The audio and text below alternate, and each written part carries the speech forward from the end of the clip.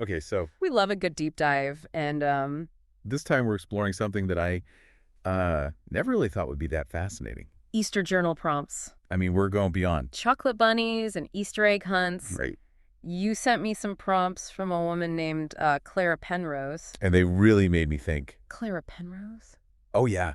Yeah, she's developed quite a following for her work on mindfulness and journaling. Her approach to Easter They is said it's like, what does Easter really mean beyond the traditions? And these prompts kind of seem like a way to explore that. I always thought journaling was just about writing down your feelings. But Penrose uses it as a tool for something. It's true. Journaling, especially when guided by well-crafted prompts, can be a powerful tool. For self-reflection and even personal growth. There's actually quite a bit of research in psychology about the benefits. Like what? Tell me more. Well, studies have shown that journaling can Help reduce stress and anxiety. it's a way to process emotions and gain perspective. On challenging situations. And when it comes to something like Easter, which often brings up a lot of emotions and memories. Journaling can help us unpack those feelings. Okay, so it's not just about venting. It's about understanding yourself. Better. Exactly. And Penrose's prompts, from what I've seen, are designed to do just that.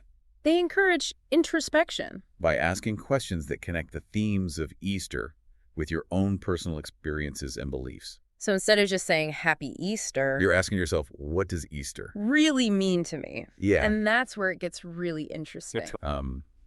Let's take a look at some of these prompts, shall we? I'm curious to see what kind of questions she poses. Yeah, let's dive into those prompts. One that caught my eye was about the spiritual side of Easter. She asks, reflect on the spiritual significance of Easter.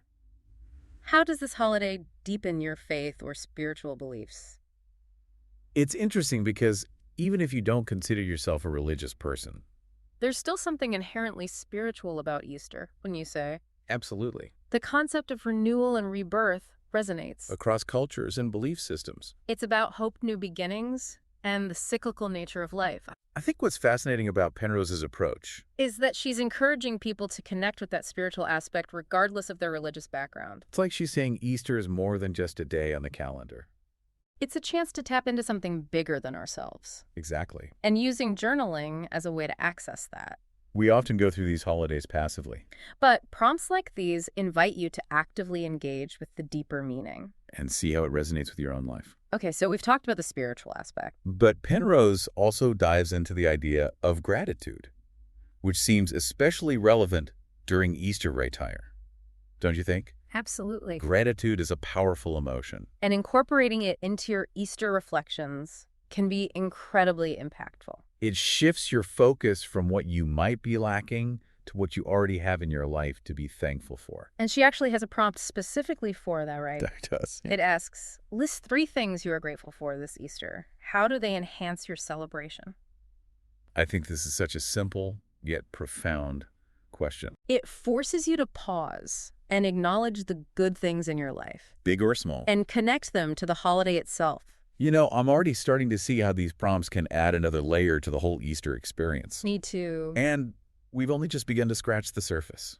There's so much more to uncover here. I'm ready to go deeper. Let's unpack some more of these prompts and see what other insights we can unearth. Let's do it. I have a feeling this is going to be a very enlightening deep dive. Okay, so we're really digging into these Easter journal prompts from Clara Penrose. And I'm impressed by the variety. We've got spiritual reflection. I've got gratitude exercises, And now we're moving into some prompts that encourage action. which I really like, It's that crucial step from introspection. to application. Penrose doesn't want you to just think about these things. She wants you to actually do something Exactly. with those reflections. It's like, okay, you've pondered the meaning of Easter. You've acknowledged your gratitude, Now what? and Penrose provides those prompts to help you take that next step. One prompt that stood out to me in this regard was, Think about a new Easter tradition you'd like to start with your family. what would it involve and why? It's so open-ended. Allowing for a truly personalized approach. It reminds me of how people create vision boards. You're essentially creating a vision for your ideal. Easter experience. What kind of traditions do you think resonate with the themes we've been discussing? Well, we talked about gratitude. Perhaps a tradition focused on expressing appreciation for loved ones. It could be as simple as writing each other heartfelt letters or sharing special memories. During a family meal. I love that. And it ties in perfectly with the idea of connection and renewal. which So are, central to Easter. what about the spiritual aspect? Any ideas for traditions that kind of tap into that? Absolutely. Maybe a family outing to a place in nature that inspires awe and wonder? Or creating a small ritual where everyone shares something they're hopeful for in the coming year. Those are great ideas. I'm already feeling inspired to revamp my own Easter traditions. Me too. And it doesn't have to be anything elaborate or complicated. It's more about the intention behind it. The conscious effort to make Easter more meaningful. You know, one thing that struck me about Penrose's prompts is that they encourage creativity. There's one that asks, how can you use art to express your feelings about Easter? I'm not exactly an artist. But I love the idea of finding creative outlets to connect with these themes. Absolutely. And that creativity can manifest in so many ways. It could be painting, drawing, writing poetry, even baking. It's about tapping into that part of yourself that often gets neglected in our busy lives. It's interesting because for a lot of people, Easter is all about kids and family activities. But these prompts feel very personal, very inward-focused. I think that's intentional. Penrose is acknowledging that even within the context of a family-oriented holiday, It's important to carve out space for individual reflection and growth. it's about finding that balance between celebrating with loved ones, And nurturing your own inner world. and that inner world is just as important as the outer world. Absolutely. In fact, you could argue that nurturing your inner world is essential for fully showing up. In your outer world. When you take the time to reflect, to process your emotions, to connect with your values. It ripples outward into all aspects of your life. So in a way, these Easter journal prompts are about more than just Easter They're about cultivating a deeper understanding of ourselves. and how we move through the world. Precisely. And what better time to do that than during a season that symbolizes new beginnings? I completely agree. Okay. I'm loving this conversation, but I want to switch gears for a moment. And talk about something that might seem a bit controversial, Penrose includes some prompts that touch on potentially sensitive topics. like faith and doubt. I know for some people, even thinking about those things. Especially during a religious holiday can be uncomfortable. It's true. Questions of faith and doubt can be challenging. But they're also a natural part of the human experience, wouldn't you say? For sure. But how do you think these prompts approach those topics? In a way that feels safe and constructive. Even for someone who might be struggling with their beliefs. Well, I think the key is that they're framed as questions, not statements or judgments. It's about inviting introspection, not imposing dogma. For example, one prompt asks, what are your biggest questions about faith? How do you reconcile those questions with your beliefs? So it's not about telling people what to believe. It's about giving them permission to explore their own doubts and uncertainties. Exactly. And sometimes simply acknowledging those doubts can be incredibly freeing. It's like opening a window to let in some fresh air. It's like saying it's okay to question. It's okay to wrestle with these big ideas. Exactly. And often that wrestling is what leads to spiritual growth. It's not always about having all the answers. But about being open to the journey. I love that perspective. It makes these prompts feel less like a religious exercise, And more like a tool for personal exploration. regardless of your belief system. Exactly. It's about meeting people where they are and providing a safe space for them to grapple with these big questions. In a way that feels authentic to them.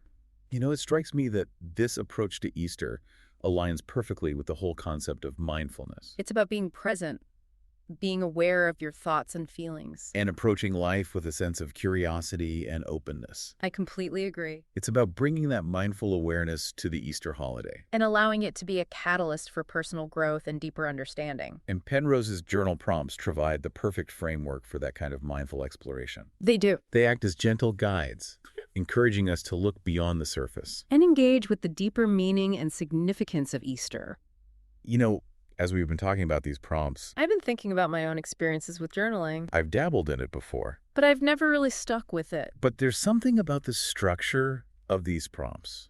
The way they connect to a specific time and theme. It feels different, more approachable somehow. I think a lot of people feel that way. Journaling can seem daunting, Like this open-ended commitment. but when it's tied to something like Easter, A holiday with built-in themes of reflection and renewal. it feels less intimidating. More purposeful. It's like having a starting point. A framework to guide your thoughts. Exactly. And that's what makes these prompts so effective. They provide that gentle nudge. That invitation to explore your inner world without feeling lost or overwhelmed. I'm curious for someone who might be listening. And thinking, okay, these prompts sound interesting. but I don't even know where to begin. What advice would you give them? How do you actually incorporate this into your Easter celebration? That's a great question. It doesn't have to be complicated. Maybe choose one or two prompts that really resonate with you. Set aside some quiet time, maybe after an Easter meal or before bed. When you can reflect without distractions. It's funny, we often think of Easter as this big, bustling holiday. But you're suggesting we actually slow down. And carve out some quiet space for ourselves. Exactly. It's about finding that balance between the outward celebration And the inward reflection. and that quiet reflection. That's where the real magic happens, isn't it? It's where we connect with ourselves. And maybe even discover something new about who we are and what we value. I love how you put that. It's about using these prompts as a springboard for self-discovery. For uncovering those hidden depths within ourselves. And maybe even using those discoveries to shape our actions. To create a more meaningful and intentional life. It's like those ripples we were talking about earlier. It starts with that inner work, that journaling practice. And then it spans outward. Precisely. And who knows? This Easter deep dive, inspired by Clara Penrose's prompts, could be the catalyst for that ripple effect in your own life. That's a beautiful thought to end on. So to our listeners, as you gather with loved ones, indulge in delicious food. And maybe even hunt for some brightly colored eggs. Remember to also carve out some time for yourself. Grab a journal. Choose a prompt that speaks to your heart. And see where it leads you. You might be surprised by what you discover.